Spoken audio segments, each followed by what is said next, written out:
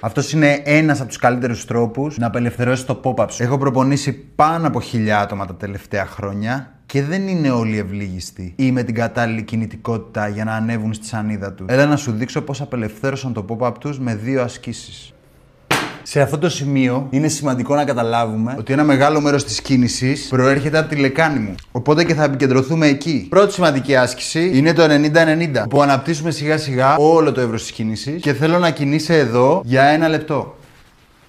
Κάνε 30 δευτερόλεπτα διάλειμμα και όλο αυτό 3 φορές. Δεύτερη, λίγο πιο σύνθετη ασκησάρα, βαθύ κάθισμα. Χαλάρωσε εδώ, κάτω οι φτέρνες, ψηλά το στήθος. Αν χρειάζεσαι βοήθεια, στηρίξου σε μια καρέκλα. Κάτσε εδώ 1 λεπτό, 30 δευτερόλεπτα rest, 3 φορές. Κάνε τις ασκήσεις αυτές ιδανικά κάθε μέρα ή και πριν το επόμενο σου session και θα με θυμηθείς. Και αν ακόμα χρειάζεσαι βοήθεια, έλα κάθε Σάββατο στο My Way, Αφροδίτης 80 ελληνικό, στις 10 η ώρα. Έχουμε τμήμα mobility, ειδικά για σένα. Και άμα είσαι εδώ εκεί, θα ξέρω γιατί ήρθες.